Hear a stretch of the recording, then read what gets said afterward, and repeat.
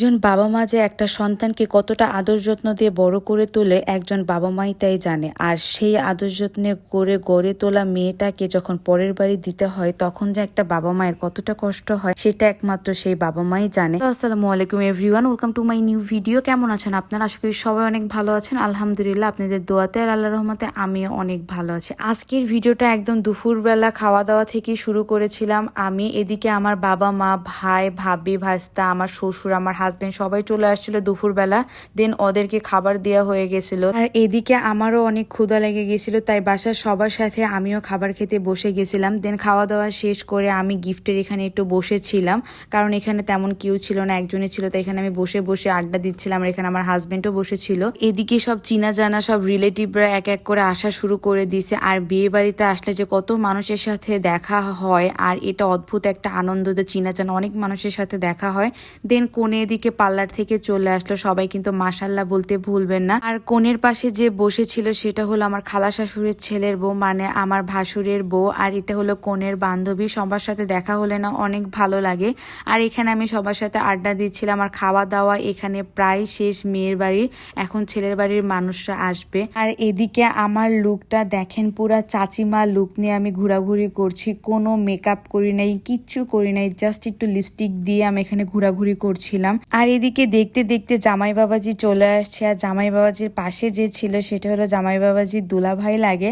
আমাদের জামাই বাবাজিকে কিন্তু দেখে সবাই মাশাল্লাহ বলবেন। মাশাল্লাহ, আমাদের জামাই বাবাজি কিন্তু অনেক সুন্দর। দেন এখানে যা করা হয় গেটে, মানে আপনারা তো সবাই জানেন যে গেটে কতটা মজা হয়। সবাই এখানে আমরা মানে মানে অনেক হাসি ঠাট্টা করছিলাম, টাকা চাচ্ছিলাম। কোনোভাবেই তারা রাজি হচ্ছিল না যে অ্যামাউন্টে টাকা আমরা চাইছি। বাট যাই হোক, আলহামদুলিল্লাহ তারা অনেক সন্তুষ্টজনক টাকা আমাদেরকে দিছে। তারপর আমরা সম্মানজনকভাবে তাদেরকে ভিতরে ঢুকতে দিছি। বাট সম্মানজনক টাকা না দিলে কিন্তু ভিতরে ঢুকতে দিতাম না, আর মেয়েকেও নিতে দিতাম না। এগুলা নিয়ে আসলে অনেক আনন্দ করছিলাম, কথাবার্তা বলছিলাম। এর মধ্যে কিন্তু গেট ধরাটা একটা আকর্ষণীয় পার্ট বলে আমি মনে করি। এখানে আসলে অনেক আনন্দ হয়, অনেক কথাবার্তা হয়। দেন ফাইনালি জামাই বাবাজি আমাদের ভিতরে ঢুকে গেছে। ছেলেরা বিয়ে করতে এসে একটা বিষয়ে খুবই ভয় পায়, বিশেষ করে ছেলের ফ্রেন্ড আর দুলা ভাইরা তো বেশি ভয় পায়, সেটা হলো ছেলের জুতা চুরি করা। মানে এখানে আমাদের জুতা নেওয়ার আগে আর জুতা খোলার আগেই এখানে ছেলের দুলাভাই ভয় পেয়ে গেছে যে জুতা কখন জানি আমরা চুরি করি। কিন্তু যাই হোক, জুতাটা আমরা চুরি করতে পারি নাই। ওরা এতটা চালাক ছিল যে জুতা খোলার আগেই ওরা জুতা লুকাই ফেলছিল।